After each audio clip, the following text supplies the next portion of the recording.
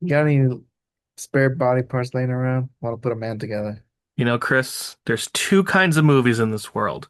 Hmm. One where Mia Goth gets naked, one where Mia Goth doesn't get naked.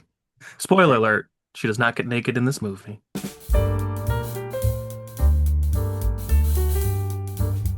Welcome back, everyone. Welcome back to Crosscut. I'm your co-host, Chris. And I am Dr. Baron Joshua Frankenstein. And Out of the two of us, I'm clearly you what? know, tortured genius doctor, and you're clearly, the monster. Excuse me? No, no, no, no, no. I am Let's, Dr. Victor Frankenstein. okay, make your argument. Why are you Dr. Frankenstein? I share his madness. No. I'm Dr. Frankenstein. First of all, I'm shorter, you're taller, so there's clearly the size difference. Also, Wow. I'm the torture genius and you're the quiet one. So boom, there we go. Damn. All right. Well, as you can tell by this little banter of who's who, we are watching the Guillermo del Toro's Frankenstein. I'm gonna go out and say I love this movie. I absolutely love it. I mean, Why don't we issue a spoiler warning because it is okay, pretty I was new. about to get to that. Yeah, It's pretty new, so I don't it want to is accidentally spoil anything. right. This is a spoiler alert, so it just came out not too long ago. Julie was the I one mean, who reminded me, like, oh, it's on Netflix. I'm like, oh, that's right. it makes sense. It came out when it did. I just for some reason I wasn't thinking it was out. I don't know. Yeah, it's just one of those weird things. I just completely forgot. So it is a long movie. Like it is long. It is. It's what, like 2 hours and 38 minutes, something like that. Yeah, It's long. it's long. Yeah. And it's split up into two parts, which I like. I like that too. I really liked that. I actually totally forgot that they did the whole like chapter one, Uh, Victor, and then I was like, probably like an hour plus into the movie, I'm like, wait a minute, isn't this supposed to be in like chapters or something? And then and we it pops finally up. get to the creature or the monster's Right. story, and I was like, Right. oh, okay. And I will say, I was more into it when it became the monster story Okay. than and I still really liked Victor's story and seeing everything from him as a kid up until Mhm. he blows up the castle. But for some reason, I just really loved the creature's story at that point I and think seeing it's him evolve. right. I think it's because we're used to that side of the story of Frankenstein, that the whole how he's created and how he developed Yeah, and stuff like that. right. And then I what I really love about this movie is it is kind of a bookend in a way. So the movie Kind of. starts where it's about this complicated father-son story where it's Right. Victor Frankenstein and his dad, and then it ends where he's the father and it's his son. I like that book ending. I really do like that. When it showed their estate, I was like, first thing I thought was, I want to live there. Like that's a nice house. Yeah, I looked it up because I was very curious. First of all, the visual aesthetic for this movie is gorgeous. Oh man, that's Given it's a Guillermo del Toro movie, it's gonna be very visual. And I was of like, course. man, where did they film this movie? And they filmed it multiple places. They actually filmed Mhm. a lot of it in Toronto. I think it was a lot of Okay. interiors, soundstage stuff in Toronto, not too far from me. I was like, oh, that's cool. Should take a day trip there and see some Frankenstein filming locations. I think a lot of the Right. exteriors was England, like a lot of the Like the that house council. or that manor. Mhm. I think that was somewhere in England. I know they said they used it for like Downton Abbey and Okay. I think Gosford Park, like that movie. It's a very famous building or whatnot, so they used it for his. And it's great, man. I'm watching this. I'm like, man, I'd love to go visit that place. Like the amount of detail there is in that manor. I was like, damn. And but I like the seeing that way of him growing up in a way, or his childhood really. And it is slightly different from like Mary Shelley's Frankenstein, for example. Okay, because I don't know much about the book. I know the movie, the original 1930, what is it, Right. two movie. I've seen Bride of Frankenstein, which was cool because they kind of go into Bride of Frankenstein in this A movie, and little they a bit. little bit, and I actually thought they were going to go full into it, and I was like, I thought so no. too. I was I like, wait thought a so minute, too. and I was like, oh, Mia Goth would be the perfect Bride of Frankenstein, and they were teasing it, and I was like, because also in the movie Bride of Frankenstein, I think that's the one when he meets the blind man. Um, I'm pretty sure it's Bride of Frankenstein where he meets the, the blind man and lives with him, and that yeah, man teaches him, right. kind of How to educates speak him. and yeah. So Right. when Yeah. that was happening, and then it's the line about having a companion, I'm like, oh, no, are they I gonna know. like? Is it gonna end with Bride of Frankenstein? It's like it teased us so much with Bride, and it's Elizabeth, right? So Well, also it's I'm like she's getting married, and it's like, right. It's like it's no. getting there, And and I was okay that they didn't go that way. I liked how the movie ultimately I ended up too. going. Like for me, it did remind me a lot of Mary Shelley's Frankenstein. So kind Because of because I don't know the novel as well. So I've why don't never you kind read of the novel either. okay? But you So, sounds like you're familiar with the book and the details and everything. well, apparently he follows a lot of that stuff. I had a Guillermo Toro. feeling it seemed like it. I mean, this movie felt very detailed. Right. And it's just from the childhood all the way to where he's in uh college or something like that. But at that point, it looked like he had been in college for a while, and he's proposing his insane idea, right, of bringing back the dead. Yeah. And oh my God, that scene was creepy, but so cool when you saw Oh, from when the he puts the presentation, two things and the guy kind of comes to life. right? Like his two like power banks or something like that, that Hmm. that makes him come alive. And the o- the one thing that came to my mind when the like a hand the creature pretty much came to life was Overlord, Oh yeah, yeah, I right? remember that. Okay, Right? yeah. With the head and spine. Like that's what it reminded me of. But it was so odd, creepy, but so cool. And the fact that it was able to catch the ball, like, whoa, like Right, and I I didn't had a expect feeling that. that they were gonna go with the whole, oh, it's magic or it's it's some sort of theatrics, and I kind of had a feeling that they Right. were gonna And go they with this. did. They By did. the way, this movie has a lot of, maybe not a lot of, but it had a good amount of Game of Thrones actors in it. So Well, he definitely got Victor's dad for sure. right, Charles Dance. And then I think the one guy in that scene, Ralph Ineson, who was also in Nosferatu, I want to say he was also on Game of Thrones as well. He was only in this movie briefly. There's also some like really small roles by some bigger name actors that I'm familiar with, and he was one of those. And then the guy that played the blind man, which most people know him as Filch from Harry Right. Potter, but he was also in He's Game of also in Game of Thrones. Thrones, yeah. So it had a few Game of Thrones actors in it. That's true. At And first, with the as the blind guy, I didn't get who he was. The beard threw me off until I heard his voice. Like, okay, I know who you are. yeah. Mhm. Yeah, talking about the cast for a minute. So we got Oscar Isaac as Victor Frankenstein, which I guess in the original movie he's Henry Frankenstein, so I'm not sure why that was. I don't know, But there's but another character in that original movie called Victor, so I don't know. I But don't know. But I like I like his performance as Victor. You can see the narcissist version of Victor that yeah, he did a narcissistic. good job because he is this movie's villain. He is the bad Hmm. guy. In Hmm. fact, at one point they're like, "You are the monster," and I liked how that was portrayed I because this like movie does that a good too. job of like, because what's the original line from the original movie? It's gods and monsters.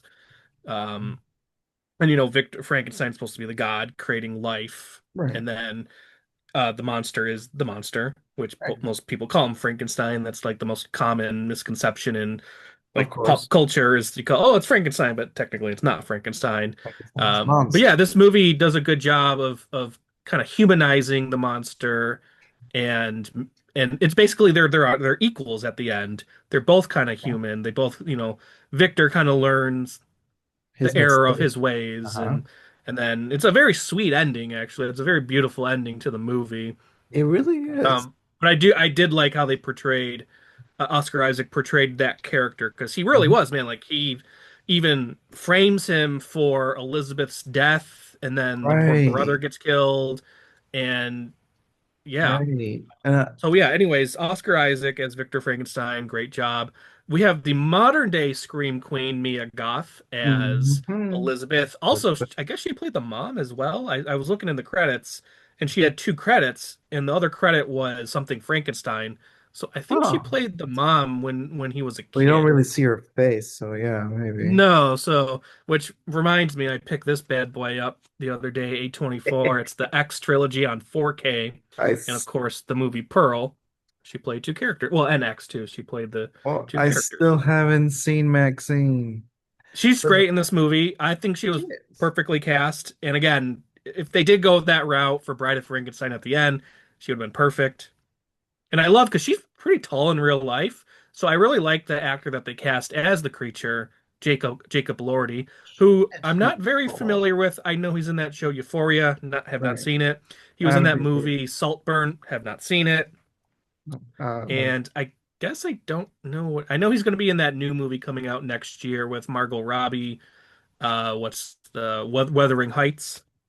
But yeah, Hmm. he's a very and originally Andrew Garfield was actually cast as the creature, Oh. and then he had to drop out scheduling issues, and then he came in kind of last second, and I think he was the perfect choice because he I think is like 6'7", and he was a very towering creature. Yeah, oh yeah. But that's another thing. We're going to towards us talking about the creature. I like the way this one looked It was an compared to interesting others. design. Yeah, but it's because how Victor was actually carefully putting him together, very precise, very perfectionist of him. And I liked how you see the scars on him and everything, but it's not like disfigured, if you know what I mean. Like you think of Frankenstein, he's disfigured, he's malproportioned, he's got stuff hanging sticking out of him. You know, he's not really like that. He's proportioned well, and he explains that in the movie too, because he purposely got limbs that were big enough to be proportioned and it's easier to work on. That's what he said. So like I get it, and now it looks good. It's very I was different. I was mixed on how he looked in the beginning. He kind of reminded me of those characters in Westworld, the TV show, how they kind of looked. It kind of reminded me of that. I liked how he looked more as he evolved when he started to grow hair Right. and became more human. I liked that look a little bit better. He looked a Apparently, little too blue. I was like, he's a little blue. yes, but I think that was like the whole like it's still decay, but then some patches of him don't look so decayed. A lot of people I saw comments and stuff like that that they didn't really like the way he looked, that he was too pretty or something like that. I like the way he looked. I And mean, I didn't mind going a different route, and I mean, I thought it worked. Thinking about this movie compared to Nosferatu that came out last year, I definitely liked this one a lot better than I did that one because I think this one did a better job of mixing the darkness, the gothic, but also a little bit of levity, a little bit of humor at times. There's actually some really funny scenes that I was kind of surprised by. The music also brought in some nice levity too, yeah, which brought in some nice like calming moments. So just kind of compared to like Nosferatu, like that was just kind of like one tone throughout. yeah, This was like a nice balance and it was. kind It of reminded me of transitioned very like a well. Tim Burton movie at times. Because I Oh think yeah, both directors kind of have unique styles. It's very gothic, very visual. Kind of thinking yeah. of like Sweeney Todd and then like a movie like this. This movie is definitely more colorful. Sweeney Todd was a bit more muted, but it kind of reminded me of like a Tim Burton movie at times, especially when Mm. Oscar Isaac is going to like talk to, or he goes and is kind of stalking Elizabeth. And there's like Mhm. a little funny scene where he's in the confession booth and they have a little Right. moment. Yeah, And that was some good humor. yeah, But and then interesting with Elizabeth and her whole thing because she doesn't really think she fits in this world. That's why she kind of falls for this creature, but also like her whole like interest are these, she had like interest in insects and like right, there's a whole thing with the butterflies. And I thought the butterfly was an interesting metaphor because it starts as, this kind of ugly creature and then blossoms into this right. beautiful thing. I agree. That was a good metaphor. That was nicely put in there. But it's also different. Like you see him. loving Elizabeth. Elizabeth has like the hint of attraction back, but it's just the she just I wouldn't say falls in love with the creature, but she just really cares for him Hmm. because he is innocent. Like she said, he is pure. Yeah, he's almost like a simple-minded creature in a He's a sense. You know, newborn. he's not corrupted by the world. Right, he is like a baby. We see him. Yeah, We're kind of exactly. seeing him grow into an adult. Right. And not just that, like back to the creature of how he looked, he really needed to really perform this newborn creature more than rely on the makeup, like all the other Frankensteins have. Like when he's like after the explosion and he's washed out and you see his full body, right? And he's like cracking his bones. He's like very, where am I? What is this world? Like I love that shot. I don't know why, I just love it. Because like the having the castle in the background on fire, but then you have him just exploring this new life that he has.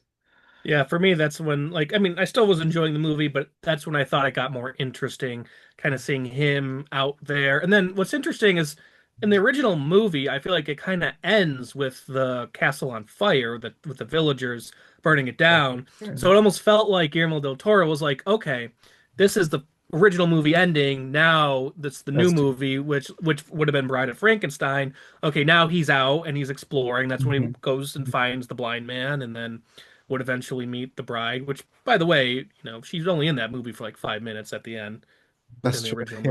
movie. But um so I was gonna say I also did like that little dynamic of like because I think Victor was in love with Elizabeth and Right. then the creature was also in love, so there was a little bit of conflict between them there. Not that I don't think they ever knew that each one was in love with her. I don't Well, think they ever really knew that. well, right before he torches the place, he's like, "Give me another word, any word to make me save you," right? And he says Elizabeth, and that's when Victor's just anger because he could have saved him. He just creature proved himself that he's intelligent. Well, that was my next thing. Like, because him burning down the castle, I think, was for multiple reasons. On the surface level, I think he was burning down the castle because he wasn't seeing this creature evolve. He was like, "This creature Right. isn't. It can only He say thought it was one a word." failure. But then I think he's also just, like you kind of said, angry. I think Victor was kind of angry at the world because I don't think he just. I think he just life didn't turn out the way he wanted in this weird No. way, where he didn't get the girl. His mom died when he was young. Um, Well, yeah, and I his life and was yes, already. he says Elizabeth, and that proves like he is, but he doesn't care at that point. He's like,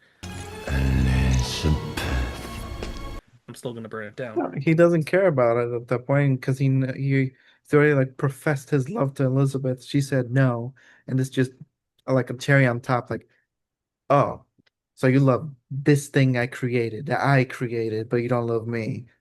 So, boom.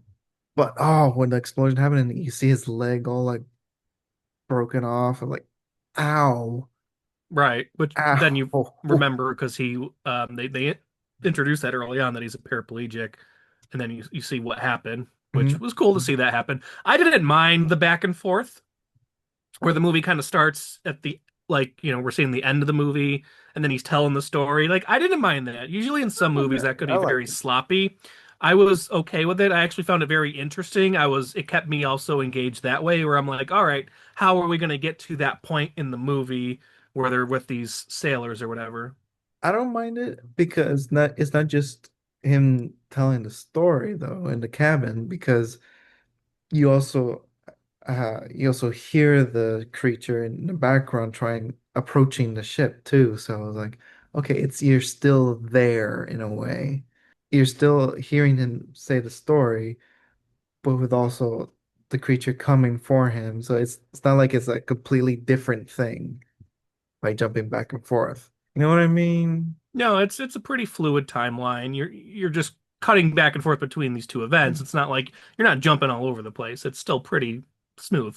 Yeah. And I thought it was well done by Mr. Del Toro, who I I'm not the biggest Del Toro fan, Really? from the movies I've seen. Like Shape of Water was pretty good. I saw Hellboy. Pan. Yeah, whatever. Pan's Really? Labyrinth. I saw once. I don't really remember it. Same. I mean, I know he's a very visual guy. I was trying to think of what his last movie was. I think it was like Nightmare Alley, which I never saw. I don't know. Well, I like his style because he literally creates everything. Like, Yeah, it seemed like a very practical. I think they did miniatures in this movie too, like miniature sets.